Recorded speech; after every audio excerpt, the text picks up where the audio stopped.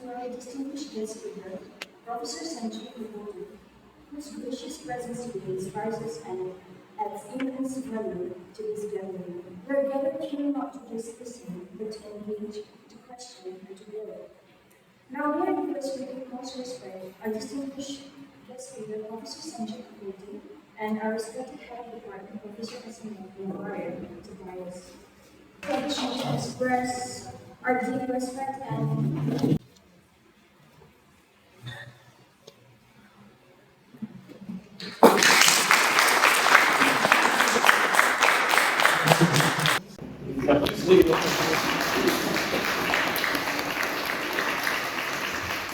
Professor Sanjay Vibhuti is a professor at IIM Shillong and has also been a guest faculty at IIM Ahmedabad and IIM Bangalore.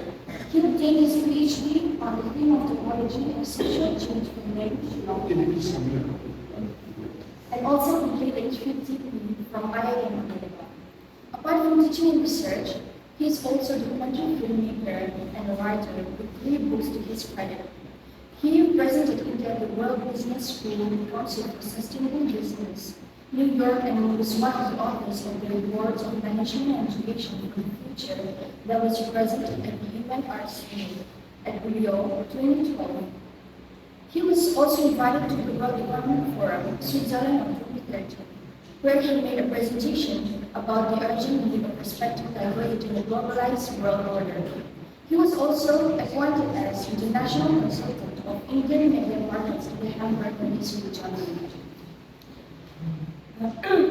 The moment we have all been waiting for, now I'm honored to invite our respected head of department, Professor Maria, to kindly address the gathering and share a few words of wisdom. Very warm welcome to each one of you. First of all, to Sir, my friend, Sir Sanjeev Vibhuti. A very warm welcome to our faculty members. Okay, Professor Marco, Professor Tanaraju. Then we have Professor Chaisi. Thank you so much, ma'am. Professor Sanjeev Viswas and our dear friend, Dr. David Pachandi. Thank you so much for spreading that. And of course, my only sister, the 3 of them have been really working hard. Okay? And all of you, students, friends, and other sisters, thank you so much for coming. So, it's all yours now. Thank you. Thank you. Thank you. It's really a great pleasure to be here in May and for the Golden Jubilee of the History Department. And the head of the department and the Golden Jubilee year happens to be mine. So, one thing about NEHU is that it shaped us. And NEHU for us was a very, very supportive space to be. My entire focus of research was trying to understand why things change in history. So what I decided was I was trying to understand whether the infusion of any new technology is going to change a society. So my PhD was specifically on the Ahoms of Assam, but it was not really looking at the Ahoms. It was looking at what kind of technology infusion had social and political consequences in the formation of that particular state. So in the end, I was able to build up a model. And this model you apply in any society, be it Khasi society, Garo society, any society, same model you apply and you get a very, very good understanding of how that society is going to transition. So it was the understanding the use of technology in social formation and social evolution. So what kind of a technological change or what kind of a technological intervention is going to bring about change? So sustainability, that took me to a new area. I was trying to look at our own societies. I got an opportunity to go and speak at the UN. And so nobody is interested in us talking about Western concepts. They know it all. So I wanted to say something that's essentially from our side of the world. And so I spoke about the Khasi belief system, Khasi philosophy. And that's called the Kamayaka, righteous living. So righteous living. So I said that if a society, any society in the world, can make it their own, that we will earn our living only through righteous ways, then we will not have a sustainability challenge anymore. So where will that philosophy come from? It comes from the East. Gradually, as I was looking at history and at sustainability, I realized that the age of this universe is connected to the other. So one of the things that is alarming, and nobody is talking about it, not in the classrooms, not in the corporate office, not in the political discourses, whereas we are sitting on the top of a volcano that is beginning to blow up, the planetary boundaries.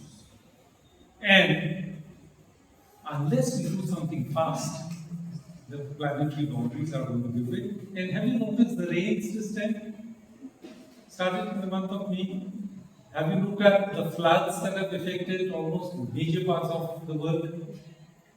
Why is it happening? They say climate change. Climate change is upon us in a big way. Okay? The temperatures this last few days has been amazing. Now, what kind of an impact is it going to have on all life forms? It's huge. The Pacific Ocean, the moment you think of the Pacific Ocean, you think of blue waters and lovely beaches and all that. You know that the Pacific Ocean has a patch in the middle, known as the Pacific Patch. It's made up entirely of plastic garbage. And it's bigger than most countries of Europe. And it's growing on a daily basis. And I'm going to drink water from this bottle. After that, what happens to the bottle? Out it goes. Where is it going? We don't know. So much so that human milk is supposed to be the purest food for an infant. Human milk. No sample of human milk anywhere in the world which were tested did not have plastic organisms, microplastic. All samples of mother's milk had nanoplastics. Male semen has got nanoplastics. So, as one of the many creations, human beings are just another creature of nature. We are in deep trouble.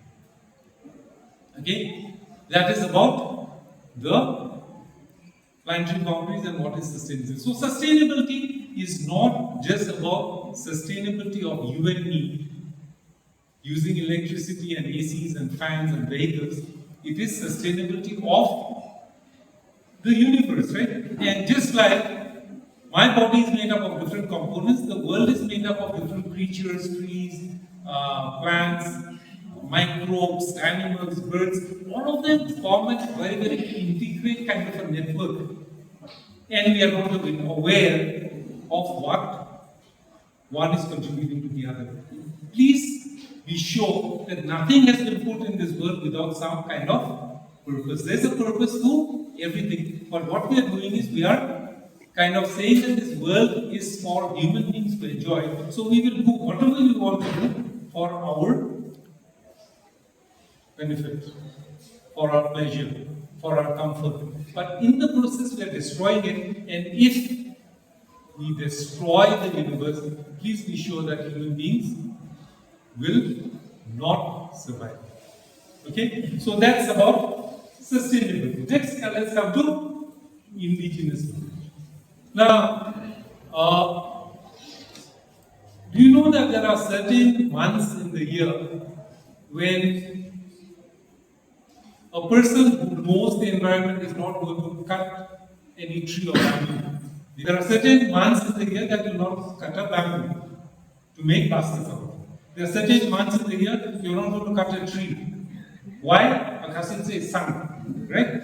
It's not allowed. Anything is a superstition. Forget it. I want to cut the tree, let me cut it. I want to cut the bamboo, let me cut it. I was reading a book called The Hidden Life of Trees by Peter Woollivan. And he's done a lot of research into trees.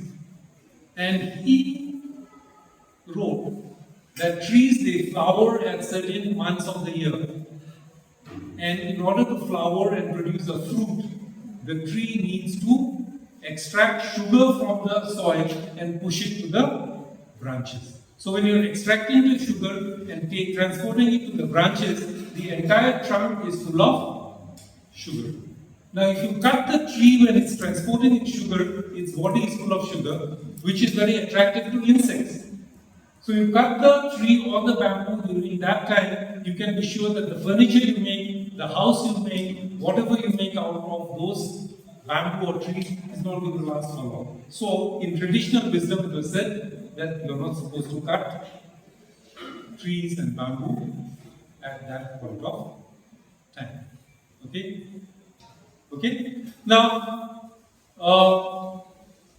Israel attacked Iran a couple of hours ago. Where is Iran? Where is Israel? Which part of the world is it? Middle East. Middle of what? Where is Japan? Far East. Far from where? What I'm trying to say is that our entire education system is essentially Eurocentric. We look at the world from the eyes of a European. So it's middle, it's far, everything is, even on the map is the same for everybody, right?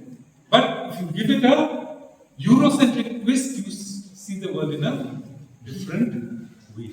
Supposing I come into a classroom and I look at all of you.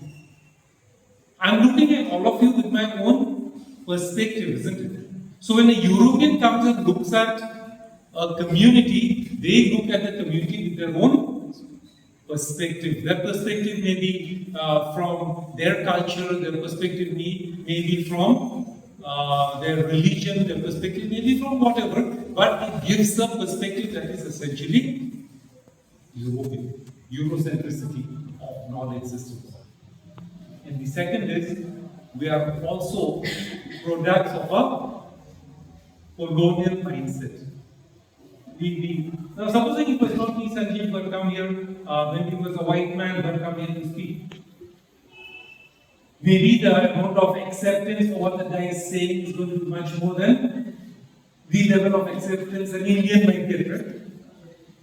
We have, for publication, if you publish it in a foreign journal, you have a lot more acceptance than publishing it in an Indian journal.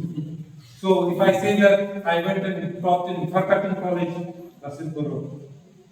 and I say I went to Harvard, say, oh, you went to Harvard? As if that is supposed to set the benchmark for it. Now, as I was looking at the indigenous knowledge systems of different parts of the world, I realized that the amount of wisdom that the indigenous systems had is something that we never talk about. It's not recorded, it's not even spoken of. So, what do we do about it? Use of horses. We used oxen. We never used horses for agriculture. Why did we use horses? Didn't we have horses? They exported horses to the rest of the world. Why did we use horses? Nobody asked. So have you seen the hoof of a horse? It's one solid nail.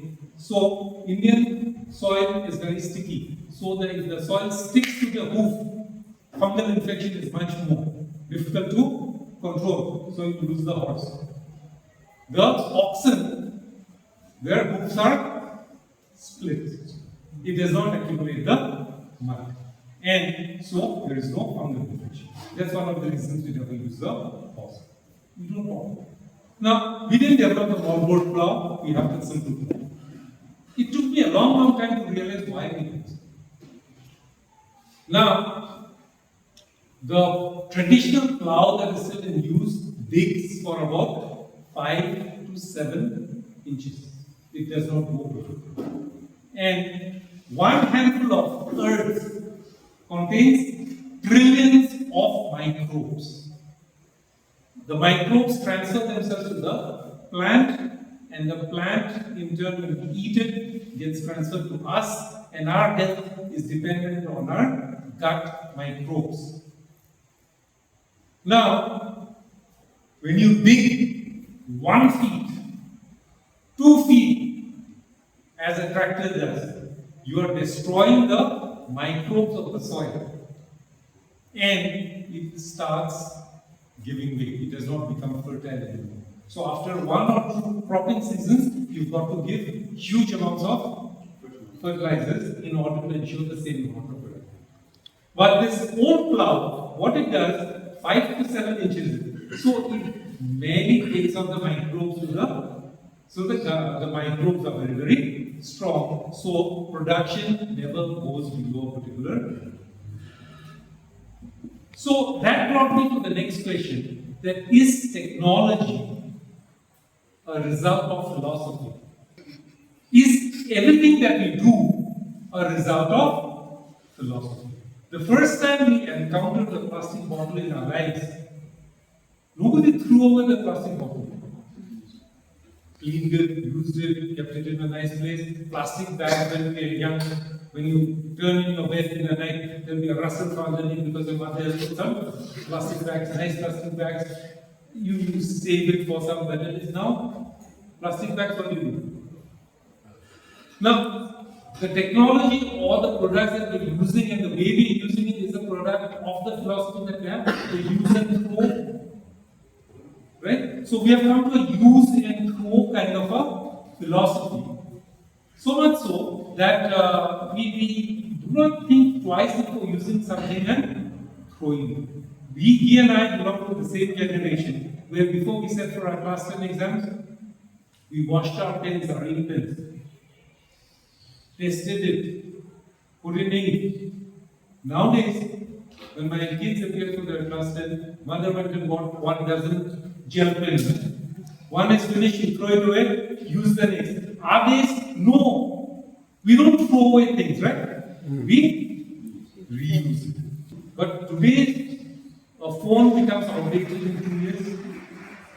A computer becomes outdated. Fashion becomes outdated every day. So it's a use and throw philosophy. So this use and throw mentality has pervaded our thinking to such an extent that we are unable to form stable relationships. We are unable to have a stable relationship with our objects that we use it to throw it away, and as a result, what is happening? The world is using resources at a rate in which we need 3 worlds like this to supply us with the raw materials. If we do not have 3 worlds, within the next 20, 30, 40 years, we are going to run out of all raw materials. Then what happens? Back to the Stone Ages? Somebody will say that we are going to use technology. What technology are we doing? We have run out of clean drinking water in most parts of the world. So, if temperatures rise 30 degrees in Shiva, a lot of plant species which are endemic to this region is going to disappear. A lot of insects, animals, other things are going to disappear. What's going to happen to the ecosystem? We say, no, I'm going to extend this highway, chop off the trees, and I'm going to have a plantation. What type of trees do you plant? Go to a forest, go to a good forest. Can you see only one species of trees in that forest? Not possible. A forest has to be made up of different species. When we start replanting trees, we start replanting commercial varieties. As is the case with the pine that we see all around. It was a commercial variety that was introduced and nurtured to sell. Now, why I'm saying all these things, when I've come to talk about sustainability, indigenous to knowledge system and future prospects. Now, what happens is we are actually sitting on a gold mine.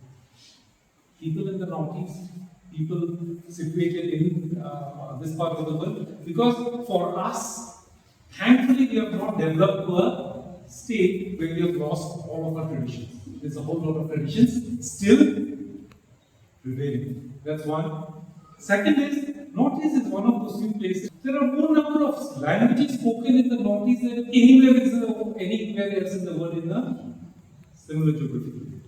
Close to 500 different languages, tongues are spoken. So what I'm saying is that we have a diversity that nowhere else is there in the world. So we should capitalize on it, not just historians, anthropologists, sociologists, philosophy, medicine, traditional medicine, herbal medicine. Huge legacy, huge history. The world doesn't know. Who's going to document it? Who's going to put it up? It's going to be our theses, right? It's going to be our studies. It's going to be our books that we're going to write. And it's why when I say I'm excluding us. Our time is probably almost ending. It's you guys who are going to do it. So, how do we look at history from a non-Eurocentric perspective? How do we look at history from a non-Western lens? How do I establish what this region had? There's another friend of ours who took in political science, debate. So he wrote something on the Morums. Amazing youth dormitories that we have. How many Morums exist in Nagaland? It's all gone. There's one in the Konyak area which is not doing well. We have the Lokpan is amongst the Garos. Is it still there? I'm afraid. We have the Zolpok amongst the Misos. Is it still there? I'm afraid not. So, who's going to do it? Because after your generation, people are not going to do it anymore. So, when we're talking about the creative minority that's going to face challenges, you and I are the creative minority. If you're going to do justice to the position that you occupy, the future generations will be grateful to you. And if you don't do it, will be a society that is lost in the sands of time. And I don't wish that to happen. So the future prospects are enormous. I talk about the system which is there amongst the food kitchens and amongst the misos of shops that do not have shopkeepers. Right? So roadside shops, all the items are there, prices there, tin boxes there. So people will take what they want and they put the money there. There has been no instance where people have taken things without paying. What does it represent? Trust.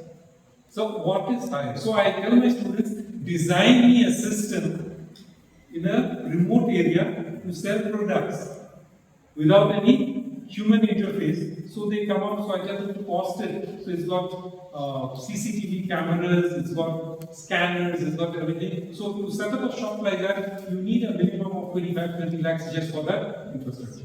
Then I show them the shop film on the shops we had in the Northeast that have no shopkeeper based on trust. I said, which is high. So I have a CCTV camera. That philosophy of a CCTV camera is based off of mistrust, isn't it? So a technology is something that is born out of fear, hatred, mistrust, all love. So it's the mindset. Where do you think people should go to talk to the community center, learn from the community center, and see how it's working? You should come to the Northeast. And once gone to Manipur, there were people were making the road from Churachapur to Kanthok. Who was making the road? The people, the community. So they are gathering money. They bought a road roller and a JCB machine, and people donated their land and they made the road. So the application was on 20 odd years, but these people made their own road in a year or so. Community. Okay? So the community strength of the Northeast is something which the rest of the world should come and understand. Anything that is unjust is not sustainable. So I was talking about being part of the report that was presented at the World Conference. So my contribution was if sustainability is a coin of two sides. On one side you have sustainability, on the other side you have justice. Anything that is not just is not sustainable. And the traditions that all of us have grown up in this region, indigenous systems, if you look at it, they are very, very just systems. So the possibilities are immense. And you can make a market for yourself in what you do. But the point is, are you ready to be the creative minority? Because every challenge needs a response. And our society, our institutions, our communities, our states, they face a lot of challenges. All the responsibility. So, with that, I think I'll just open it up for thoughts, questions, comments, and even if the comments are critical, I really don't mind. Thank you.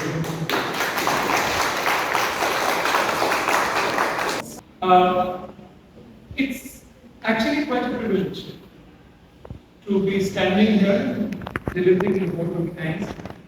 Not because that it's a formality, we stand here, we thank and then we meet, we greet, we I think we need to actually start collective thinking.